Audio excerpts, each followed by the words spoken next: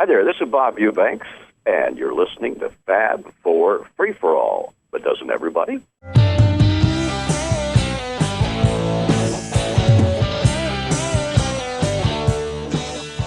Hey, welcome to another exciting edition of the Fab 4 Free-for-All. I am Mitch Axelrod, your moderator for this exciting episode, and joining me as they always do are... Leonard. And... Traguardo. And you might notice the virtual background on the Zoom, and if you're on audio, I have a broken heart in back of me.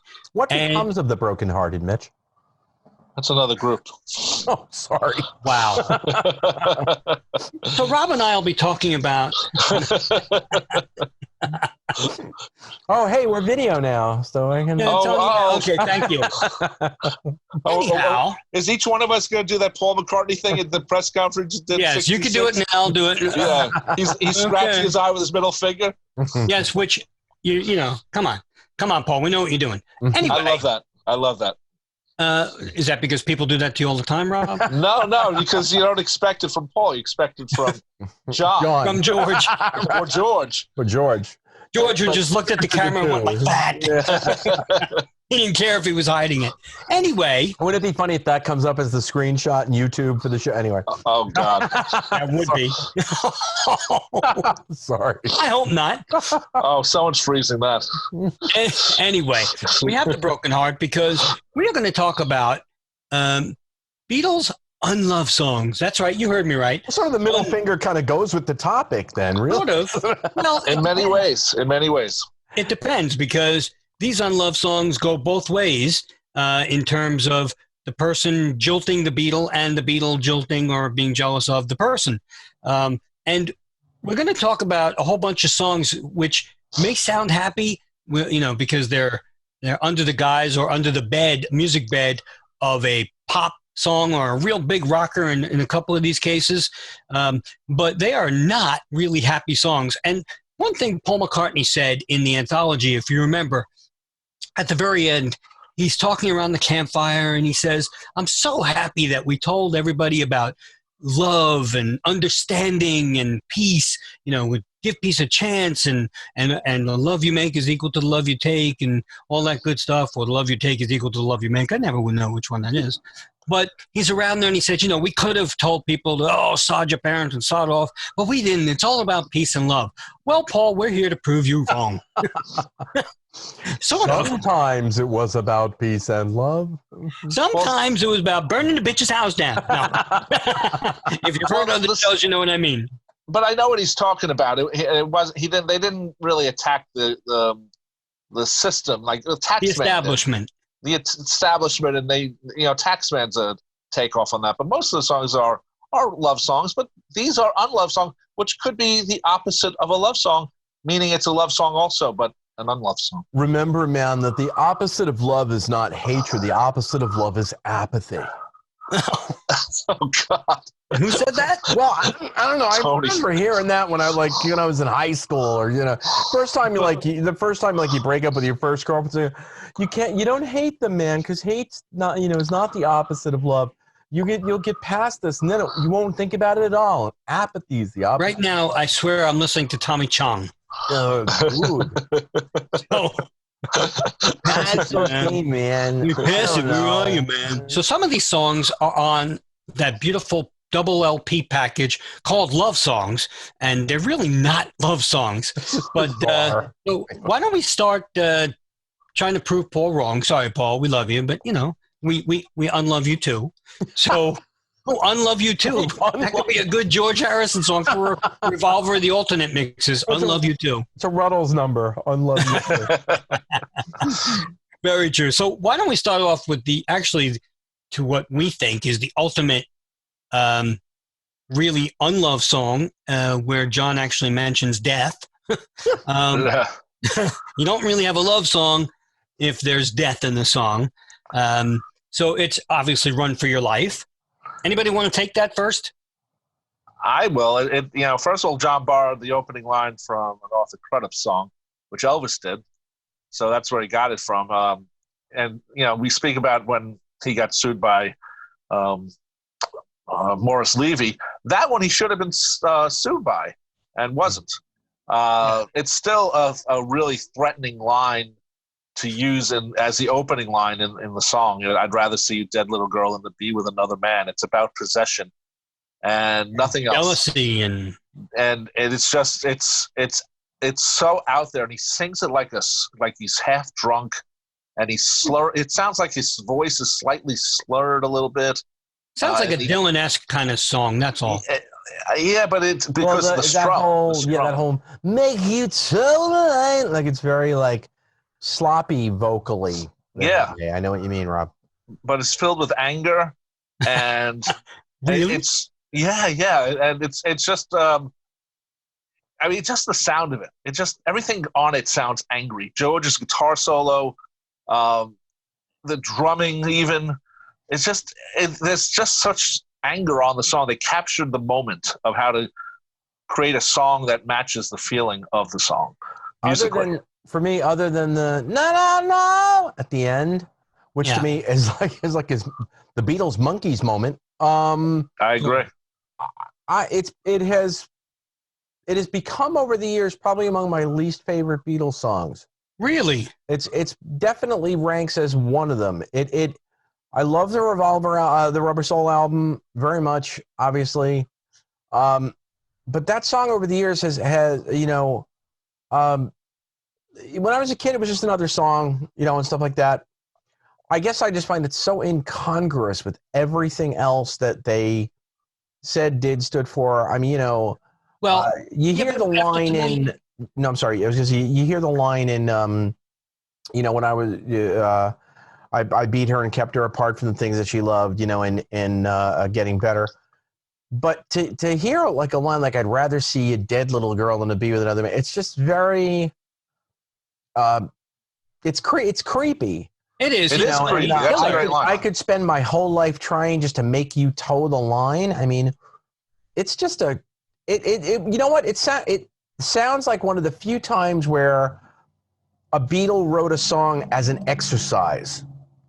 It was almost like, let's see if I could do this. Like, I'm going to write like a real skanky, nasty bitch fest of a song. And it sounds like it was one of the few songs that were like written to order, written to request in a way. Maybe. It's just really nasty. Like you said, it's about possession.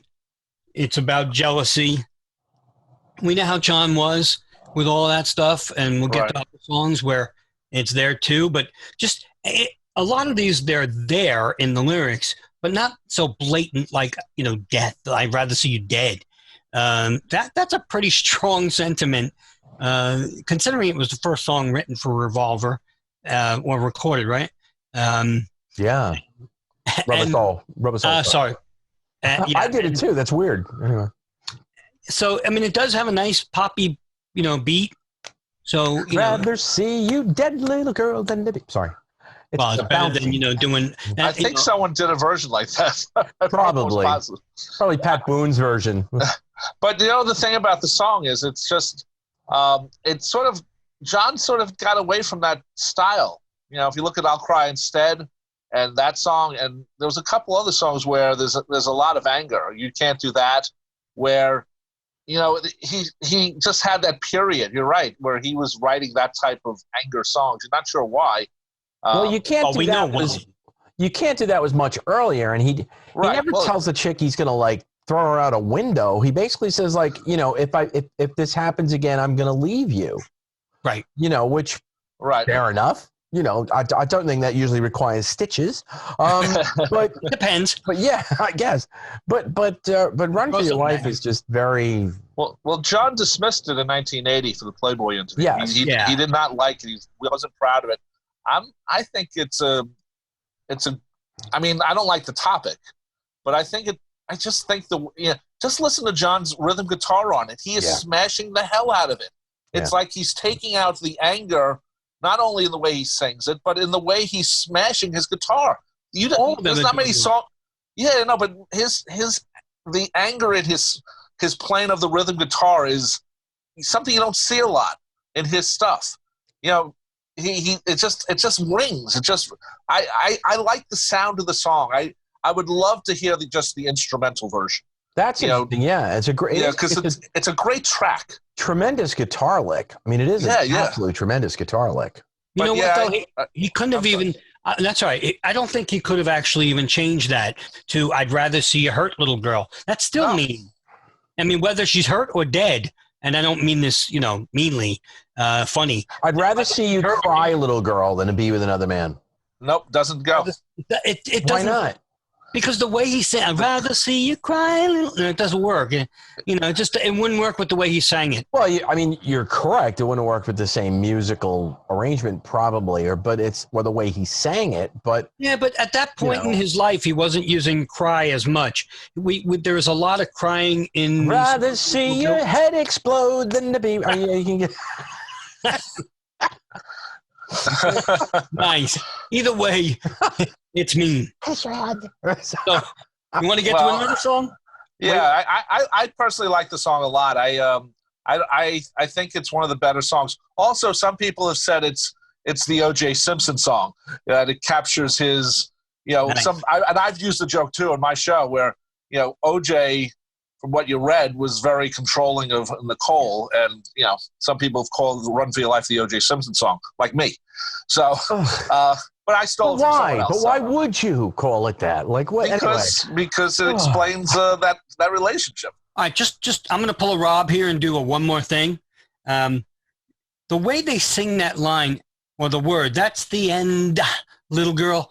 He's like almost emphasizing it, like that she will be dead. I mean, that's the end. I mean, and it's it's a cute little that's the end, sort of like a little Buddy Holly hiccup there. But there's no doubt that he's meaning what he's saying in that. So, but if you think about it, it's funny, and not to do another thing on another thing, but he's also the whole "I'm gonna kill you" goes back to pretty much every blues song ever written. If you think about it. Arthur Crudup. Yeah, but it's not just Arthur Crudup. I mean, I'm talking like before Arthur Crudup. I'm going back, Robert Johnson and all that stuff. I mean, that stuff was all, I saw I shot the bitch. Like everything was, I mean, that was in countless blues songs. So I guess in a way it follows that tradition, but it's not a blues song at all. No, it's not. So, Beatles really didn't do a blues song, so no, a couple of times. As we know. All right, so someone want to come up with another one? I will come up with one. Go ahead, Robert. It's a bouncy pop song. Bouncy. It was one of the last songs recorded for Rubber Soul also. And it is? You Won't See Me. It is. We might mention that when we came up with this list, Mitch and I noticed that nearly like every song on Rubber Soul but anyway. Yeah. No, you're right. There's a lot of mixed up emotions on that album. Yeah. Oh yeah, definitely. Go ahead, Robert. You Won't See Me is it's about trying to get in contact with someone, but you can't. And then we know who Paul was trying to get in contact with. And then in the middle bridge he talks about you refuse to even listen. He does the same thing with "We Can Work It Out," which I'll get to in a minute, or you guys will.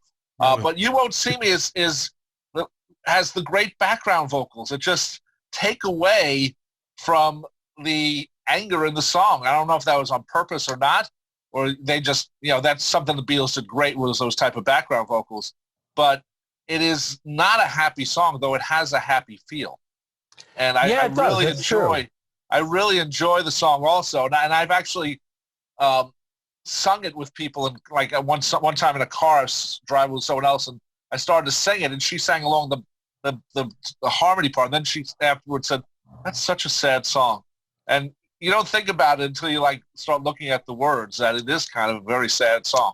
But it's almost got, because it's so full of the harmonies and the ooh la la la, that whole, it's kind of, a lot of doo-wop songs were like that. A lot of doo-wop songs was, oh, she left me, and I'm dead. And the background's going, oops, la la, oops, la la. And it's bouncy and jumpy and but it was miserable. It was about like the girl leaves or but the one line I never understood in that song was the I wouldn't mind if I knew what I was missing. Absolutely. I know what it means. Where's he going? Like, well, first of all, let me give you my take, and then we'll get to that. Jane was living in Bristol, doing some, I'm going to say West End or whatever.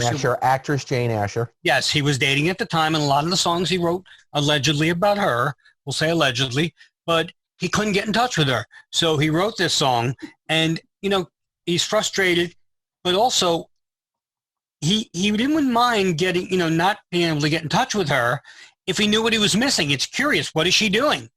Well, he can't, he's. Oh, I see what you mean. If I knew what I was missing, right, what are you up to at this point? Correct. Right. And that he's not there. Touch with you. Right. Not there. I'm not there. I can't get in touch with you. I wouldn't mind not being able to get in touch with you, but I don't know. I'm going to go have sex with Francine Schwartz then and come back then see where you are. A few years later. Oh, was that? No, who was he dating? Wasn't he dating somebody else besides? Paul was dating. Not at 65. Oh, okay. No. Paul was dating. Okay. Paul allegedly had an open relationship with Jane, which we'll get to other songs. She didn't know that, but no. Yeah. No. Well, that's the reason actually that most people think she went to Bristol, because there were a bunch of arguments, and that's in a couple other songs, which we'll get to. You think she did the Tony? Bristol It's curiosity. That's what it is. I don't talk to you, but I just don't know what you're doing. Are you doing your plays? Are you doing someone? I don't know. And that's a good point. He's frustrated. He really is. Is the relationship over? Who knows? 65, he had to change the line from "if I knew who you were screwing," and he had to have something else in. It was just. If you look at the line, if you look at it, though the days are few, they're filled with tears. And since I lost you, it feels like years. Yeah. So he's conceding that it's over. I lost you. It's not like I lost you and you're going to come back after you finish with your plays. It feels like years. Okay, he hasn't gotten in touch with her for a while. Well, it's also lost you could be also construed in a way as lost touch with you. But maybe. You are right. I mean, by now he was, I guess he's licking his wounds by the time he gets to For No One on the next album. But well, he's licking something. But no, but the thing about this, unlike Run for Your Life, this is really such a great song. It's such a, this is one, Rubber Soul is a brilliant, brilliant album. And this is just such a great song. But he's telling her to act her age, and, he doesn't know why she's doing things. So, he's telling her, please act your age. And but he also says... And what was their age at the time? Wasn't she she was younger than him, right? Yeah, I mean, what was he, 23? And she was 19 or 20. Yeah, act your age. She kind of was, actually. Yeah. Yeah, but he has so much angst that he's saying, and I will lose my mind if I don't see you, if you won't see me. So it's so weird. So it's sort of like, it's not unlove of her. It's her sort of like turning the tables on him. But it's funny. I always got out of the title, the "You Won't See Me," and this was young and naivete. But I always had this imagination of he couldn't get through to her, so he was going to her house. No, he was going to her house. I never thought that. And it was basically like and damn it, I'm going over there, so you better see me. And if not, if you won't see me, I don't know what I'll do. You see, I had the opposite of that. I always thought it was, I can't get in touch with you. Now I'm gone. You won't see me. Bye-bye. Yeah, but it's a little time in it. There's a little time in it because that line about time after time, you refuse to even listen. Right. Turns out, though, there's a little bit of it. Saying to her, wow, you won't see me? Yeah. So there's different ways to interpret it. Yeah, there's three different ways to interpret it, which is kind of cool. But it turns out that, I think he was saying, you won't see me? You won't see me. Yeah. No, I think it was the question, you're not gonna take my calls? You won't see me? What? Yeah. What's going on? So, Tony, you want to give another one? But one thing, that song, Ooh La La's ended up in Sad Songs by Elton John. Yeah. Those well, sad songs do say so much. Yes, they do. And that's a sad song too, so. It is. I'm gonna pick my favorite Beatles song, in case any of our listeners don't know my favorite. Mary Jane Had a Pain at the Party. Mary Jane Had a Pain at the Party. I mean, Mary Jane is just in pain, and no one loves her, and no. And she's at a party. And she had a party. Rob's party, where the White Album is playing. The White Album. That's right. Why she's in. That's why she's having a pain. Right. Yeah, the song's not on the White Album. She's upset. Wow. Rob's playing the whole White Album. Everybody's getting depressed at his party. All right. No. I'm gonna go with "And Your Bird Can Sing." It's not so much of a mean-spirited. No. I don't love you. But it's sort of, to say to someone that you love, you sort of feel you're out of here because there are other things that have more importance or have more, predominance in take precedence in your life. That's a really fascinating, this is not your traditional love song. And when we first put this list together, that's how I was thinking about it. It's like, these are not love songs. These are very untraditional. They may bring up the topic of love or wanting to be with somebody, but "And Your Bird Can Sing" always struck me as just, But what lines? Well, the "I'll be round" is sort of just saying, you know what? I'm when your prized possessions start to weigh you down, look in my direction. I'll be round. I'll be round. It's kind of just like, isn't it more reassuring, though, than "Un-Love"? No, I think it's more, I don't look at it as reassuring. I look at it as, you know what? When you're mature enough to deal with a real relationship, I'll be here. But until then, this isn't love. But it's so funny you say that, Tony, because most of these other songs we're going to talk about are the Beatles acting like babies, so to speak, and telling them we can do whatever we want and you can't. But now we're telling you, now John is telling you, when you can act your age, so to speak, like Paul just said, then talk to me and I'll be there. Listen to what you said, though. It's interesting. It's the same idea. It's Paul saying, act your age. And this is, in a way, I guess you're right. It's like John saying the same thing. Yeah, but they all didn't act their age. No, of course not. I guess, you know what? I guess they did. Because what were we doing when we were 22, 23, and 25? Well, precisely. That's the point. Right. Right. It's not like they're 40 and have 3 kids and now it's being like, act your age. Yeah. No, they were 20 and 21 and 22 and 5. Well, they were right. But back then, when you were younger, you expected to do more things, like get married much younger too. So that's true. That is part of it. I think that song is "And Your Bird Can Sing."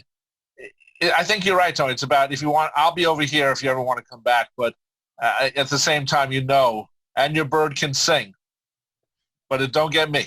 So right. I'm not impressed by what you've got, is what basically John is saying in that song. Absolutely. Absolutely. And so to me, it's kind of a, it's not an unloved song meaning, I hate you. It's an unloved song meaning like love can't work here. Yeah, it's not happening here. Love ain't working. Yeah, so that's how I've always. But it could work. Right. If you just grow up and get rid of your, Yeah. Get rid of Frank Sinatra's Tallywhacker. I don't know what. The bird can't sing. The bird, baby. The bird can sing, baby. Yeah, right. The bird. What's the bird? The word. The bird's the word. A bird. The word. Anyway. All right. Anyway, let's move on. So here's another Paul one. We'll get to some George later, but another Paul one, which is, hello, talk about open relationship. And it's such a great song, happy and peppy and bursting with "Un-Love." Is "Another Girl." I mean, "Another Girl." I didn't have that on my list. Another girl. I don't think he was so blatantly saying, "I've got another girl like besides you" at the same time. I think yes, he was. No, I think in the song he was basically just saying, no, done with you. Next, moving on. No, because listen, he's. First of all, he's saying, "For I have got another girl." Yeah. Then he says, "I don't want to say that I've been unhappy with you, but I have another girl." Come on. He'll keep her he'll keep her there. I mean, you will always be my friend, but the other girl. Through thick and then she will always be my friend. Well, it says, "For I have got another girl who will love me till the end. Through thick and thin, she will always be my friend." So that's the other girl. Right. So he's saying, "I'll be with you, But anytime you step out of line, I'm with the other girl. I'm with the I mean, come on. You can't start off a song with, for I have got another girl. Another girl. You're making me say that I've got nobody but you. But that's right. But as from today, I've got someone that's new. I mean, so it's a great slap in the face. Well, it is. And the way because Tony, you said he's not like I have, I'm moving on. No, because you're making me say that I've got nobody but you. So you know what? He can have anybody he wants. That doesn't mean she can. We don't know the other side of the story. But that's very funny though. I never just that opening line is it. You're making me say that, for I have got. No, but I'm saying. Right. You're making me say that I've got nobody but you. But as from today, I've got somebody. I never thought of it that way, that you're making me say that I've got nobody but you. But I'm telling you, I got another girl. Yeah, by the way, I bet you got a chick on the side, as the Pointer Sisters would have said. Exactly. Wow. Yeah. It's just a weird... Well, I always thought it was about leaving a girl, not that had someone on the side. I thought it was like, you're gone, I have a new one. I always thought so too, but you're certain. Mitch is certainly making me reevaluate that. Well, no, but because he's saying you're making me say I've got nobody but you. But as from today, which we hate the English in that, by the way. But as from today, and what is this? I've got somebody that's new. That doesn't mean he's leaving her. It's just that he's saying I got you, and as of today, I got someone else too. So and I'm not unhappy with you. Now look, it may be that he does. You may be right. He may be leaving her, and it may be, okay, I'm moving on with someone new. Right. Because he says, I don't want to say I've been unhappy with you, but then why is he going? Like, in other words, he's just a whoremonger. Exactly.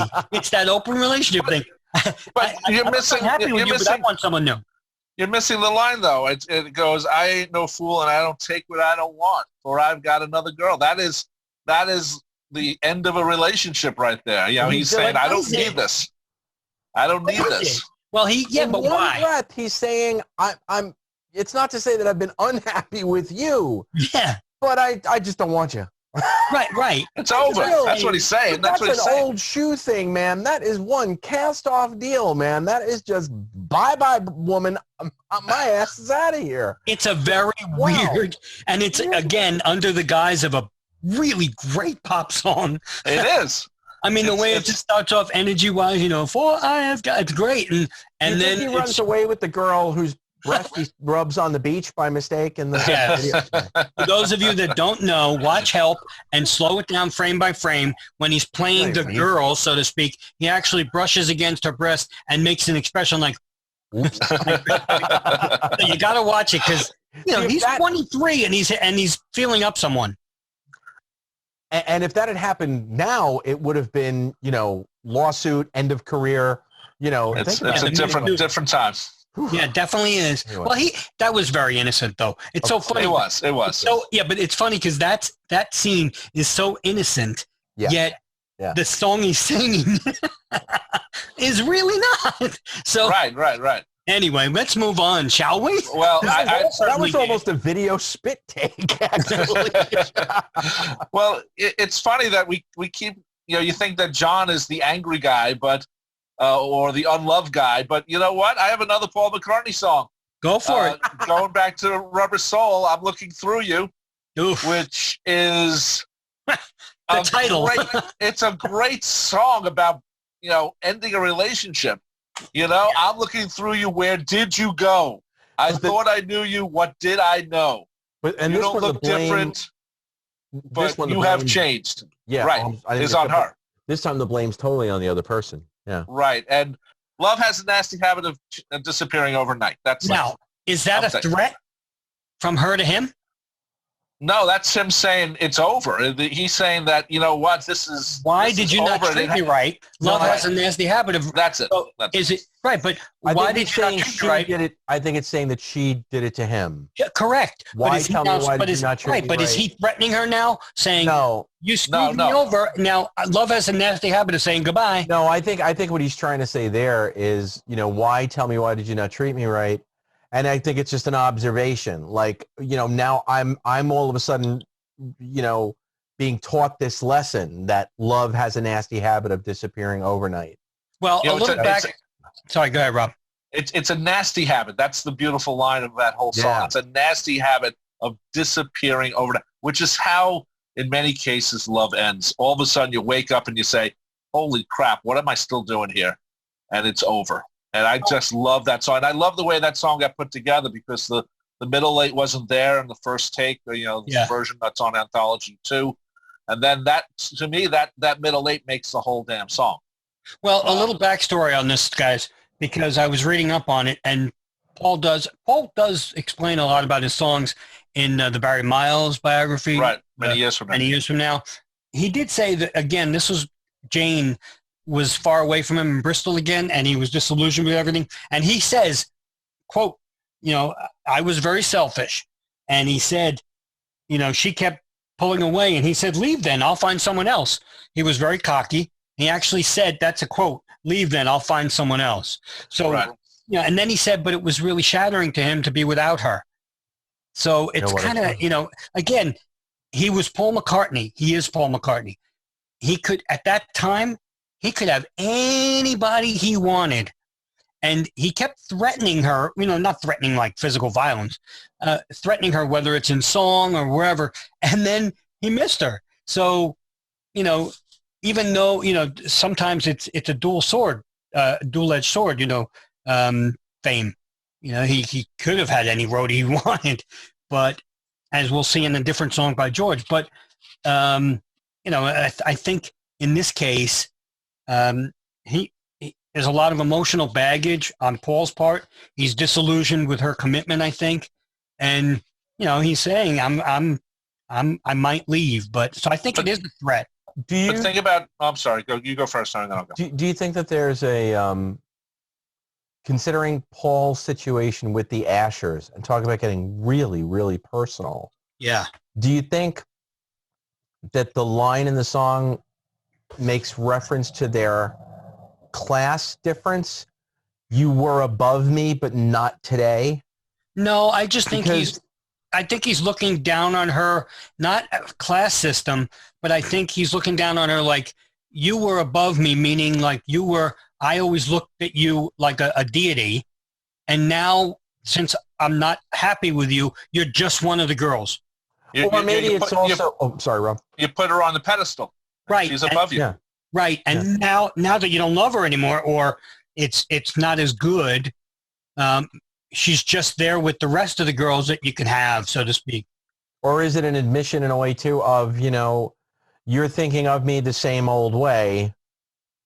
You were above me. Like you were, how do I put it? Well, you were treating me maybe better than I was treating you. I think she's just treating him like a normal person. Yeah. And he's Paul McCartney, the Beatle. He said it in himself. I was cocky and selfish, so. And also, if you look at both John and Paul, when Paul first gets actually married, but after a long relationship with Jane and John goes with Yoko, they're always together every day. John and Yoko have to be together. Paul and Linda have to be together. Mm-hmm. And I think that was just part of their characters. It's of who they are. It's nice to have someone there looking out for you. The way they were always in the spotlight, and of course, both Yoko and Linda took shots from everyone, partly because of that. But I think the thing is that you have to figure they both gave up their own lives for their respective Beatle men at that point, whereas Jane Asher was not going to do that. Right. No, exactly. Yoko's career was restarted in a different way, albeit in a different way. Yeah. But Linda gave up a very promising career to be a Beatle wife. Yes, she did. Really. That was her choice, though. Absolutely. And like Rob said, they loved each other. Undeniable. Yoko loved John and Paul loved Linda. Those were not marriages of convenience. No. But, yeah, it's funny, but that's why the whole thing with Jane never worked, I guess. But anyway. She wanted to have her own life. She didn't want to be tied down to being a Beatle wife. Right. And Paul didn't like that. Or maybe just not tied down in general. No, I'm sorry. Okay, I'm not getting into... No, it's Beatle. All right, Tony, after our Beatle bondage episode, coming up in a couple of... Sorry. Tony, how about you? Wow. Yeah, another one that is it a love song? Is it not? is the first one on our list chronologically, is Not a Second Time. Oh. From Meet the Beatles. Meet the It's the Aeolian cadence. The Aeolian cadences. Which John admitted in 1980 still that he had no idea what the hell. Sounded like exotic birds. No clue. Yeah. But yeah, I mean, Not a Second Time, again, probably one of my top 5 Beatles songs, or top 10 Beatles songs at least. But yeah, I mean, just that line, you hurt me then, you're back again. It's just such a and the thing about Not a Second Time is, like, when you're a kid and you're hearing that song, you're almost bracing yourself, because that song is such a universal theme concept, universal theme. You get beat down in a relationship, and invariably there's always one of those relationships where you've gotten beat down, and then the person comes back and says, I'm really sorry that I just beat the hell out of you emotionally. I'm back, and you go, oh, okay. And you let him back in again. And what happens? You get the crap beat out of you again emotionally. And I always thought this was really sort of like not only being trapped in a controlling relationship, because they are controlling you because they're back again and they're controlling your emotions. Yeah. But but is he being wounded by someone who ended the relationship? And yes. Yeah, I think so. So, yeah, and also, he's showing his vulnerable side. It's not an unloved song, really, but it's an unloved song on the other side. Yeah. But he's showing his vulnerability, because the first thing he says is, you made me cry. John Lennon, a tough teddy boy. There's a lot of songs where he mentions crying. And, so. Misery. Yeah, well, I see no reason I am the walrus. Why I cry for you. I mean, so there's a bunch, again, you've changed your mind, but I don't see any reason to change mine.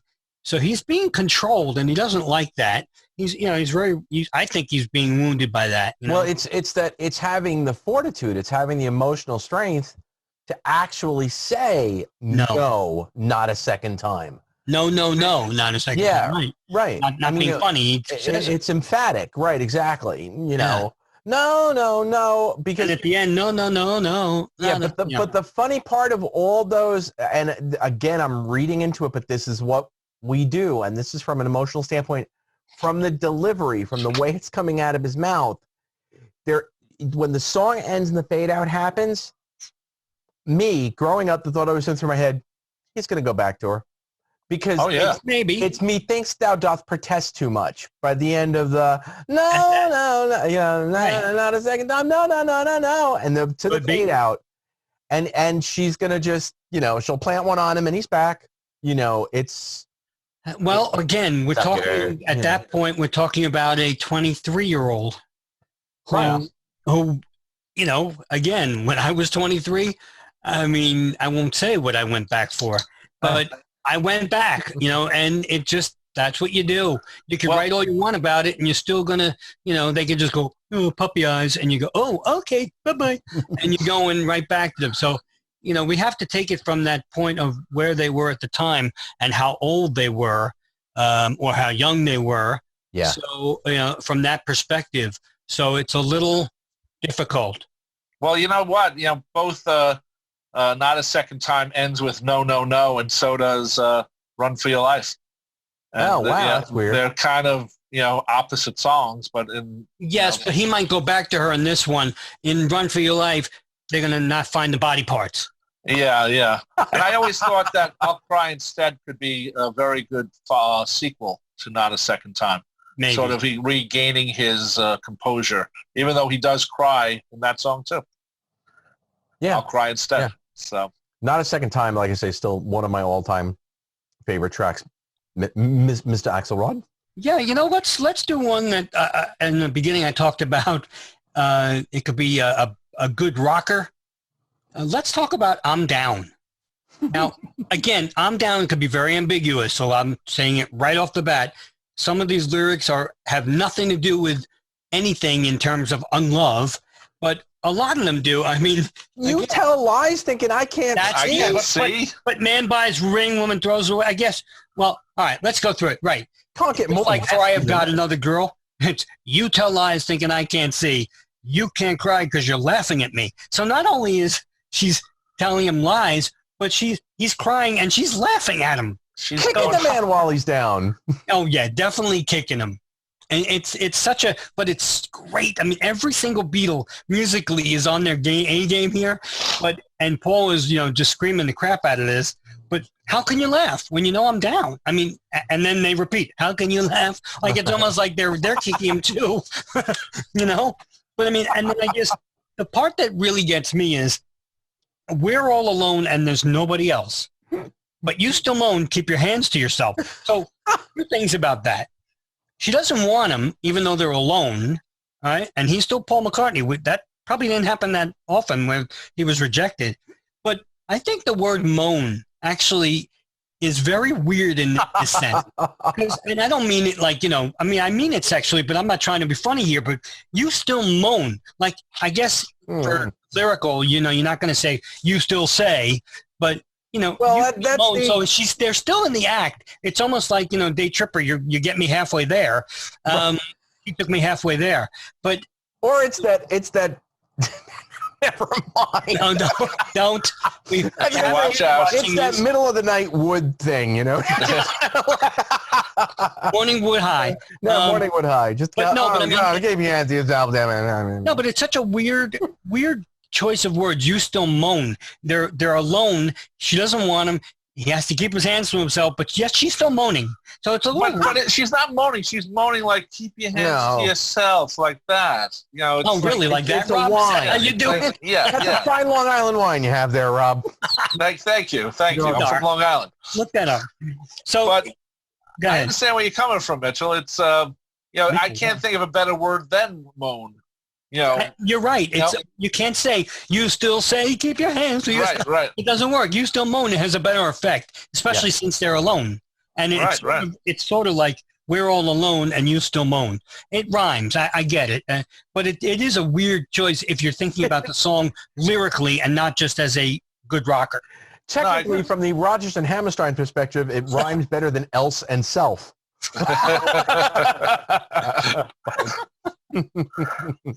Yes, it does.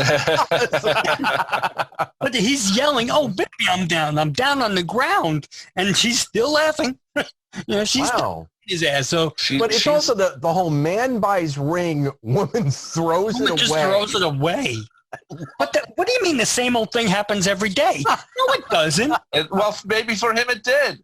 Oh, maybe. As a writer, maybe how many times did he ask, we won't say, well, maybe, I don't remember how many times he actually asked Jane Asher. I know they got engaged once, but that was just publicly. Yeah, maybe there was another 2 or 3 that she wasn't ready at that point. No, but we don't even know if it's her. We don't. You're right. It could be just Paul making it up. Right. Sure, but it also, if you think about it, in 60s, and I say this, bringing it back to when it was written, 60s movies, people, like, you'd always see, like, oh, I've known her for 3 weeks. We're engaged. Like, it's always like, the guy and the girl goes, oh, no, I can't marry you, and why are you British now? They were British movies that I used to see. I don't know. I got a flag behind me. It's inspiring. But okay. I got a heart with a Band-Aid. It's hurting. But yeah, I mean, if you think about it, it was same old thing happened every day. The people were like, they would ask people to marry them after knowing them for like 3-4 weeks. It wasn't like now where you date. But not everybody laughs. Not everybody's laughing. No, but I'm just still saying, the whole. No, you're right. Same old thing happens every day. Back then, I guess it did really. But there's the lyrics have to come from somewhere. It's not like I am the walrus, goo All right, that's obviously Semolina Pilchard climbing up the Eiffel Tower. You can make those up. All right. But you're not making up stuff like, we're all alone and there's nobody else. It's got to come from somewhere. So maybe it's coming from experience, his own or somewhere else. It does. I don't know. But it's just to me, he's being treated disrespectfully in a big way on this one. So, well, you bring up that has to come from somewhere. John, it's always been thought that every lyric John ever wrote came out of his soul, where Paul just made stuff up. Well, in this case, so far, the stuff we've talked about with Paul as the main writer, They're coming from some. It sounds like it's coming from somewhere. Maybe Paul doesn't admit to it, or maybe we haven't seen enough interviews where he has said it. But if you think about it, it is coming from somewhere. You know, as it's easier to knock Paul for his lyrics than John, because the way John talked about his songs. Paul doesn't talk about songs the way John does. It's either personal experience or someone else's, a friend's experience. Because he could be writing about friends too. We don't know. Yeah. Well, we always assume it's about Jane or about this one, but who knows? You know what? I think it's about Jerry Marsden. Okay. On that note, and now finally the secret McCartney Marsden affair is revealed on Fab 4 Free. No, I don't think so. Not the affair. They were hanging out with Jerry, and he said, "Oh, my girlfriend just laughed at me. I gave her a ring." And Paul's writing down, "Oh, that's a great line. I got to make that a line." No, he said, you should take the ferry across the Mersey. But don't let the sun go down on you. Oof, anyway. Well, wait, Elton don't let the sun catch you crying. Sorry. Don't let the sun catch you crying. And then go down on you. And then go down. Elton was there in 63 with Dick James. I didn't mean that. 7 years early. Anyway, on that note, we're going to take a break, and we're going to come back with more Beatles unloved songs. Yes, unloved songs, folks. We'll be right back on the Fab 4 Free-For-All.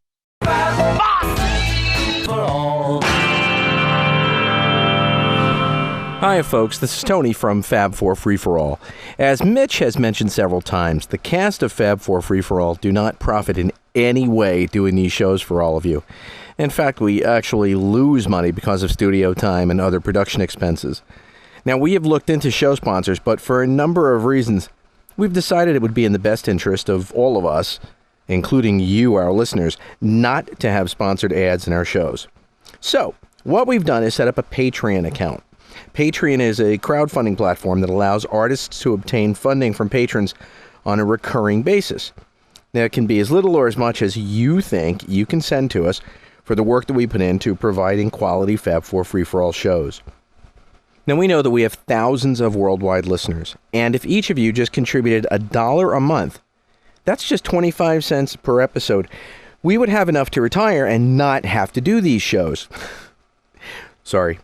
Seriously, though, we've gotten some great feedback from everyone about how much these shows mean to you, and we feel the same way. But it would be nice if we could break even in terms of costs so that we can continue to bring these shows to you in a timely fashion. Yeah, I know, we can be delayed every once in a while, but that's because, as John Lennon so beautifully said, life is what happens to you while you're busy making other plans. But we do vow to make every effort to have a quality show to you every week. We only ask that everyone go and visit patreon.com to at least check out what it's all about and to see if you can contribute a little something in return for all the hard work and effort that we put into these shows for you. Just do a search for Fab 4 Free-For-All and tell us that you give a buck about what we do. Thanks to all of you for being such great loyal listeners.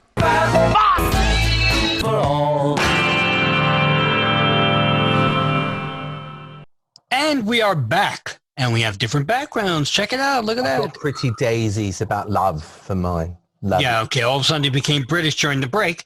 Yeah. But anyway, we are back to... What was that? I took the flag away. It made me go well, I can't even... I'm not even going to go there. Anyway, we are talking about Beatles unloved songs. We were before the break, we ended with I'm Down. And Rob, you want to take another one for us? Yeah, I'm going to stick with Paul again. Yeah, I have a lot of... It's a lot. You don't expect Paul, but yeah, I'll follow the sun. That's interesting one, which was not on the list. Thank you. I didn't get your list. So anyway, to me, I'll follow the sun is a great goodbye song. It's, one day you'll look to see I've gone, but tomorrow may rain. So I'll follow the sun. So he's not sticking around for any crap. He's saying goodbye already. And he knows it's going to rain. So he's out already. It's a very mature song for a song written in 1960. But is he? But 18. He was 16, I think. He said he wrote the Parlor of. Okay, well, But let me ask you a question though.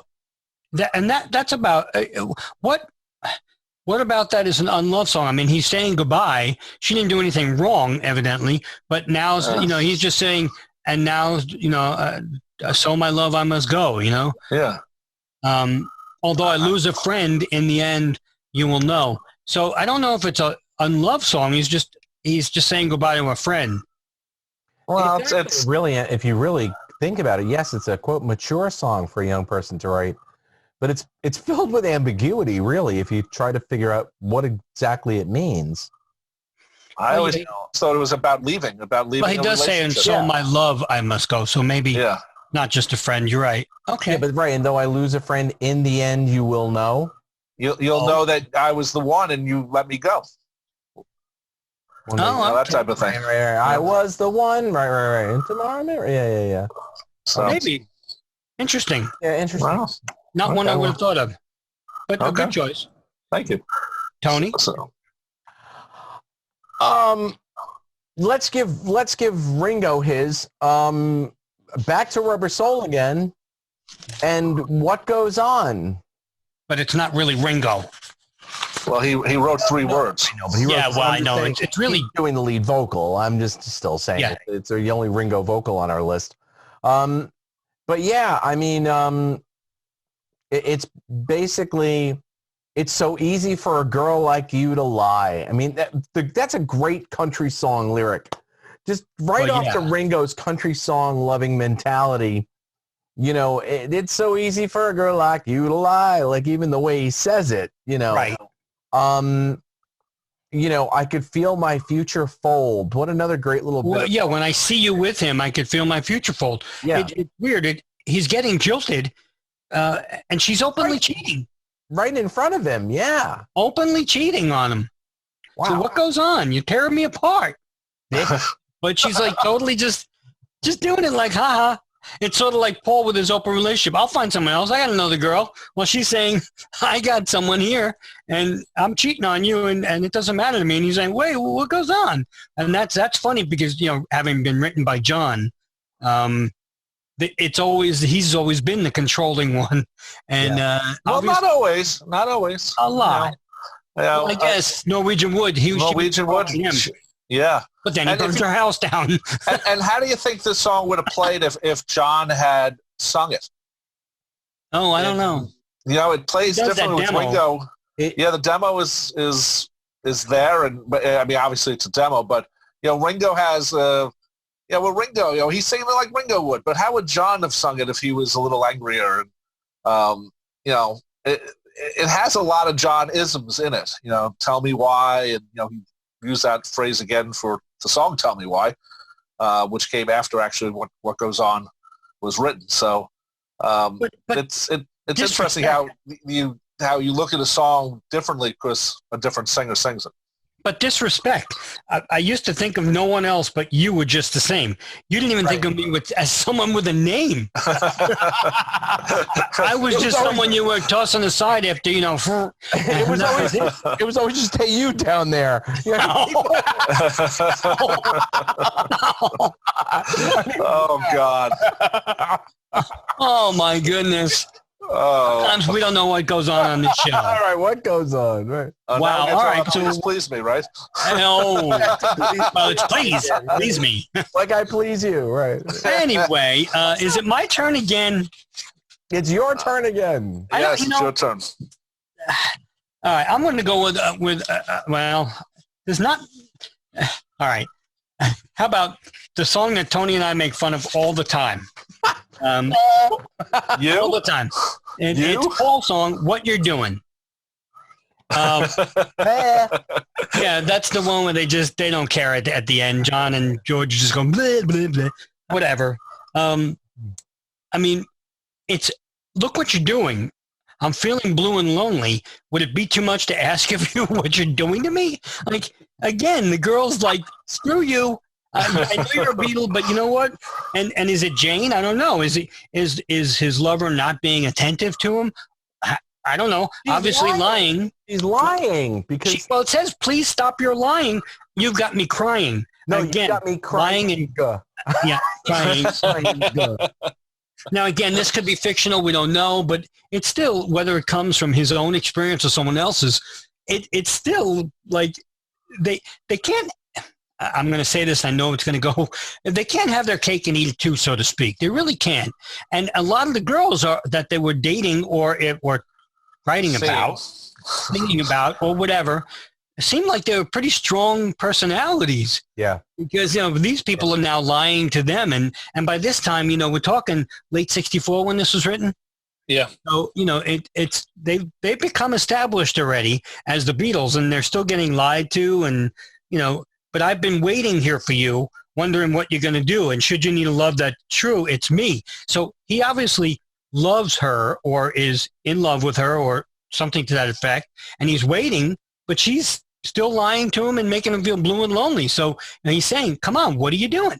And back to not to critique Beatles songwriting again, but back to the Rodgers and Hammerstein, you've got me running and there's no fun in. That's great. That's great. I love that. What gets me is it's freaking great. But if you brought that to like a I'm going for lessons in how to write songs, you get bitch slapped for that. Oh, yeah, that's not typical. You got me running and there's no fun in it. Like, what is that? That doesn't rhyme with anything except Inuit. I am an Inuit. I don't know. But it works. I always love that. It's brilliant. Part of it's it. a Yes, brilliant piece of weird songwriting. But these strong women are dissing the Beatles. Yeah. It's pretty funny. Yeah. Well, that was, Aunt Mimi was no soft-hearted No. Willow. And, no. From what we gathered, Paul's mom was, she was a nurse. She had to be a little tougher than normal people. So no, Robert, I'm just trying to think of something real. I'm sorry. What's the core? What's the hook in that song? What's the? I've been waiting here for you. Yeah, I've been waiting here for you, wondering what you're going to do, and should you need love that's true. I couldn't remember the wondering what you're going to do. Right. Well, I know maybe that didn't fit in necessarily because I guess in a way it's a love song because he's just enough of a sucker that he's still waiting. Again, we've gone through other songs tonight that they're waiting. They're waiting. Yeah. Waiting, rather, right. Waiting. Yeah. Right, sorry. They're waiting, and guess what? The girls don't care. The girls don't care. They ain't coming back. Right. No. Okay. So, yeah, good point. Robert? I was going to pick another song from Paul again, but let's break it up a little bit. Okay. I'm picking Sexy Sadie. Ooh. Because if it was Maharishi, which was the original song title and even probably some lyrics, but he changed it to Sexy Sadie, and it's about another girl in the Norwegian wood way, the latest and the greatest of them all. Yeah. Sexy Sadie, what have you done? You've made a fool of everyone. So to me, Sexy Sadie, there's a lot of anger in that song. But not at a girl. Well, her name is Sadie. It's not like it's I know, but he changed Freddie. It instead of, Maharishi, what have you done? He stated that, so it's not really an unloved song. It's an unloved song about what happened to them with the Maharishi, but I'm not sure. But he placed it with a woman, which changed the feel of the song. If this was 1971, it would have came out like How Do You Sleep? Directly going after the original target. But in 1968, Paul and George said, hey, let's not write about the Maharishi like this. Let's change it. And John was wise enough to change it.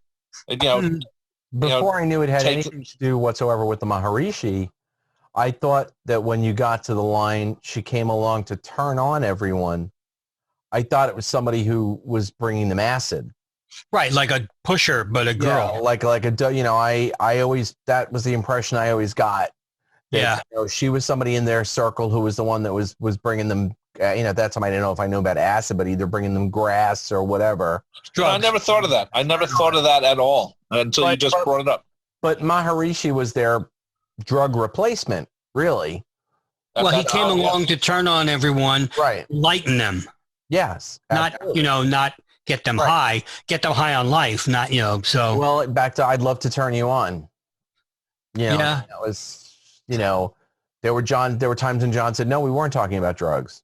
And there were times he wasn't lying. I mean, right. Yeah. No. And this, Sexy Sadie is definitely one of them. Right. They were trying to get high on life and enlighten, not high.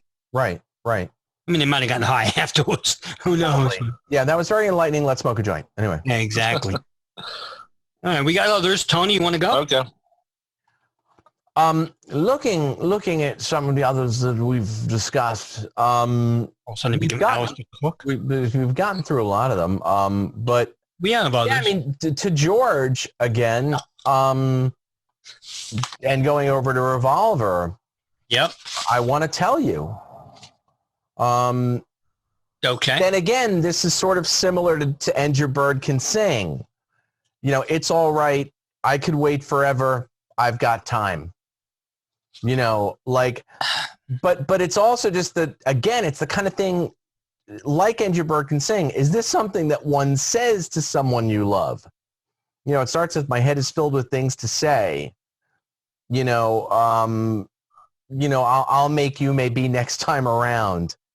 But is he talking about groupies? I say, no. But but why not? I mean, but because it's also, I mean, he may be talking about the fact that I think too much. My head is filled with things to say. So that may be one of these relationships where I am thinking way too hard about this relationship, but he somehow manages to put the blame on her, which is fascinating. Really, I never thought of it that way. I always thought it was he wants to say something to a girl he's turned on by, sort of, and he can't get the words out. It's like hamada, hamada, hamada. Well, yeah, or he doesn't have the time. Now, that's the only reason I bring up the groupie is because one line, sometimes I wish I knew you well. And maybe if it's a groupie, you don't have time to know them well. It's just and go. So, and I'll make you maybe next time around. Next time they're on tour in that city, maybe he'll make her. And he doesn't know her well, so he doesn't have time to say anything that he would want to say because it's a one-night stand. That's interesting. So you think it may be a groupie that he passed on?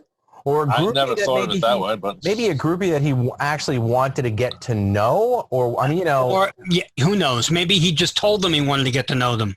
I don't know, but he does say sometimes I wish I knew you well. So maybe it was someone on tour or anywhere in his life other than home, but or maybe it's Patty. Well, yeah. Well, that's the whole. Sometimes I seem, sometimes I seem to act unkind. Although I seem to act unkind, right? Only me. It's not my mind that is, that is confusing things. What? Like that's a great line, but it's kind of confusing. Yeah. In and of itself, it's confusing. Yeah. It's only me. It's not my mind. Well, his mind is thinking he's in love with this girl, but the regular George Harrison person is saying, "Well, I'll just wait." And to me, that's I never thought of the groupie thing, Mitch, but who knows? Look, everybody can interpret it any way they want. Yeah. We can't ask George because a lot of times, like for another song we're going to mention, he didn't even remember. So, we can. Again, we've said Norwegian Wood, he burns the bitch's house down. Right, we don't know that for sure. He could be lighting the fire in a fireplace. It just sounds sexier when he's lighting their house up. Right. Well, Paul has said that it's lighting the wood, the Norwegian wood, not the fireplace. We'll see. Well, anyway, Tony, are you done with that one? I think so. I mean, it's just, again, it's one of those songs that you can listen to it in 5 different ways, and a couple of them come out as as unloved songs. A couple of them come out as maybe another time song. Yeah. Like you say, some of them just come out with, like Rob was saying, I can't enunciate. But it's a cool song. Anyway. All right. How about we definitely have to do this one because it's so sad, but For No One. We haven't mentioned that one. I've always thought of this. Upon going deep into this song for this show, could he be talking to himself in a mirror? Yes. No. Why? He's looking at the world around him. He could be talking to himself. And in her eyes, you see nothing, no sign of love. You stay home. She goes out. I mean, he could be saying, you stay home. She's going out. Look at her. She's making up. She's waking up. She's making up. And, Well, he is talking to himself in a mirror in a way because, he's saying you want her, you need her. Right. I mean, but yet you don't. Well, either it's that or a third-person narrative. That's all. I mean, Well, yeah, it is certainly being put forth as a third-person narrative. Yeah, your day breaks. Your mind aches. Your mind aches. But when you find that all her words of kindness linger on. When you're no longer needs you. When you're writing about yourself to someone else, they say, well, how are you doing today, Mitch? You don't say, my day breaks, my mind aches. You say, yeah, how it is, your day breaks. Well, that's why I brought up the mirror. Yeah. He could be self-reflecting, that's all. There will be times when all the things she said will fill your head. You won't forget her. That's the whole song right there. To me, it's one of Paul's best lyrics. It's 6 stanzas. To me, it's the equivalent of Norwegian Wood in the sense it tells this great story in 2 minutes. Yeah, but if you think about that song. It's definitely a failed relationship because he said you want her, you need her. And you don't believe her when she says her love is dead. You think she needs you. And then later on, he says she doesn't need him. So, is this final? Probably. Yes, it's going through the phases. And the truth is, when someone first leaves you and you're completely devastated, be realistic. What's the first thing that you live on for a while? Is that, well, she'll be back. She needs me. Yeah. She'll be back. She's coming back until she doesn't. And you realize that that's the last line. A love that should have lasted years. Yeah. Guess what? It's over, and I think he knows it, and it's time to move on. That's why he says, cried for no one, a love that should have lasted years. Should have, but didn't. Yeah, it didn't. It didn't do it. I think this was his peak as a songwriter because he's back in the last number of years like nobody's business. But I thought this one song was his like peak as a Beatles songwriter. Not that this is it. He dropped dramatically, but it was all building to For No One. Revolver was his album very much, without a doubt. And that song is just such a there's not a lot of Beatles on it. I mean, it's Ringo and him, I think. There's nothing, and Alan Civil. It's such a sad song, and you're right. It's about leaving, and she's left him. And there's certainly just way the words fall. The way he sings them. Linger on, like just that little line too. It works as a poem very much. Well, even starting it, boom, your day breaks. It's not even like your day breaks. It's not in the higher register. It's a depressing even way to start it. Like, you know what I mean? Or in a depressed way. It's certainly not like a happy this is not disguised in a happy song. The music is sad. Everything is sad. The French horn is almost like crying, like a. Yep. Oh, absolutely. Yep, definitely. So it's really cool that way. So he's definitely missing her, and she just said, and we don't know why, but it doesn't matter because he's really feeling unloved. So you made me go to you met another and you were gone. Thank you, hee-haw. My goodness, we just Robert. Okay. I'm gonna go. I think this might be the last go round. So okay.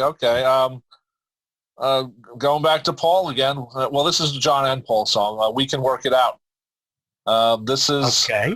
This is you don't think so? I don't think so because I think it's a reconciliation. It's optimistic. We can work it out. But if you listen to the verses, it's not about. He's hoping it can work out, but it's already over. And then John comes in. Life is very short. And there's no time for fussing and fighting. But try to see it my way. Only time can tell if I am right or right or I'm wrong. While we see it your way, we have risk a chance of love will soon be gone. So it's basically about an ending of a relationship. He doesn't trust her to save the relationship, and he's saying, well, let's stay around and see what happens. And it's an argument when obviously we can work it out as part of that, but it's about. But he's not really unloving her. He's sort of saying, but we can work it out. Yeah, but she doesn't want to. Well, we don't know.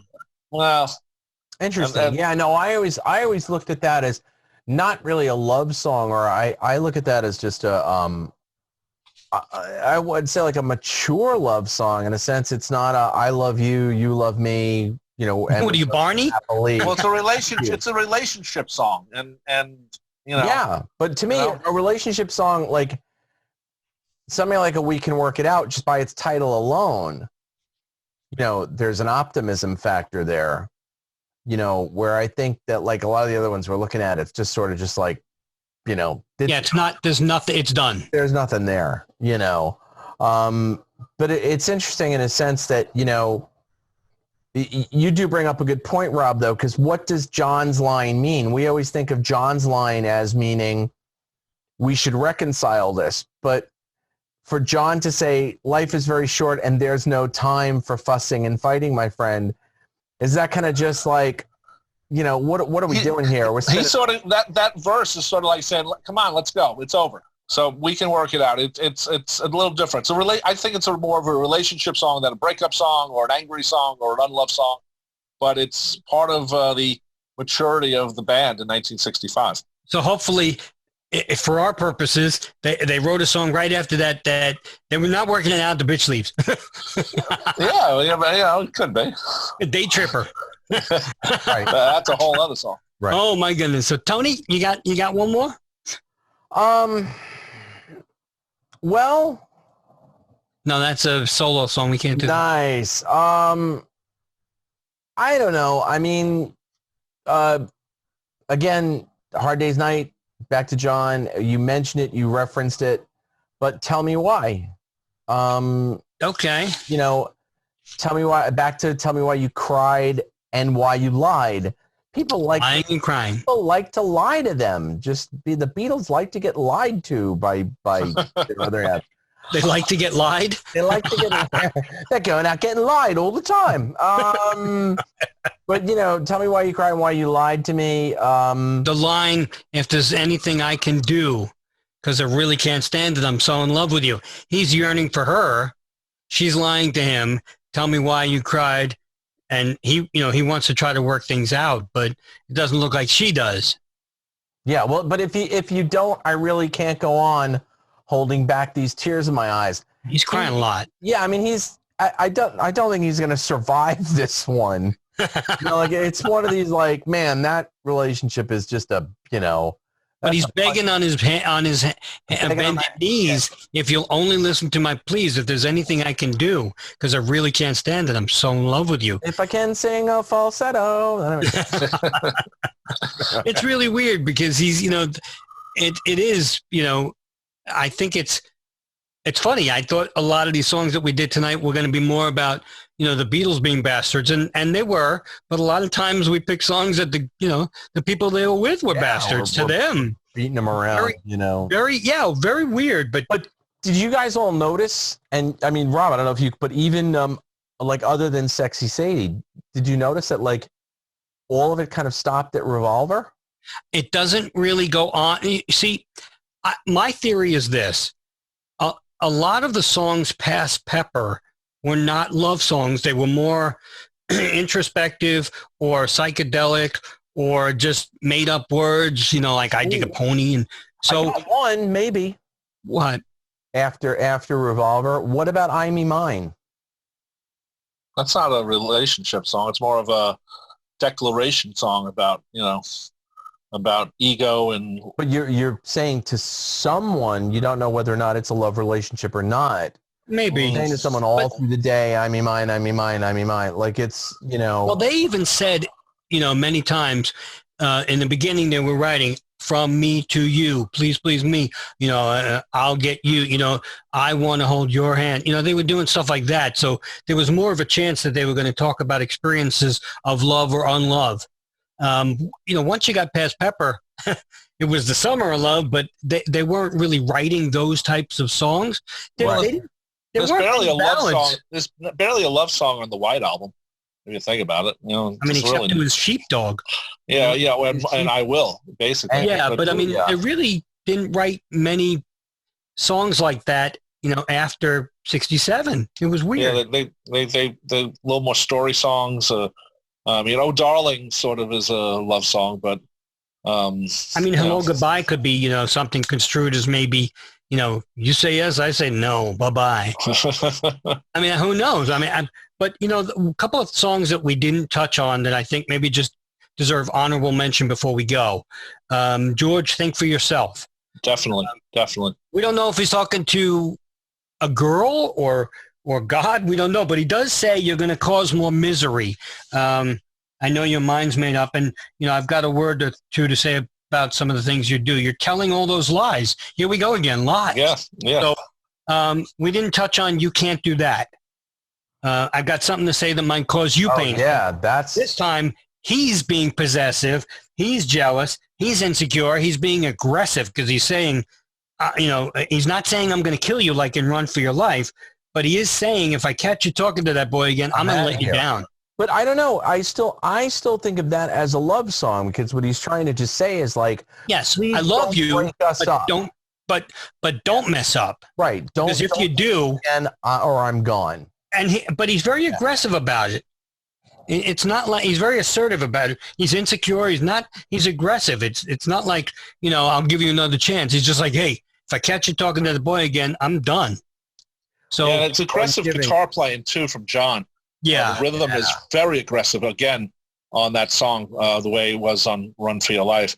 I think Norwegian Wood, This Bird Has Flown, belongs in there a little bit. It's about a one-night stand that happens, and then the woman says, I have to go to work in the morning, bye-bye. Yeah, she blows him off. Yeah, and then he sleeps in the tub, and then he supposedly burns down her wonderful Norwegian wood. It all comes, you know what? It started off by me saying burn the bitch's house down, and it ends up with you saying he burned the bitch's house down. So I think it's a great way to end. In case anybody doesn't get the reference, check out what was it called?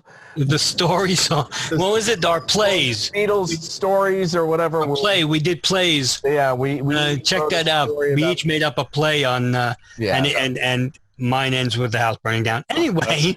That's good. That's where we ended. Let's end it. All right. So good endings. I hope you've enjoyed this interesting, unlovely show. It's a lovely show, but talking about unlove.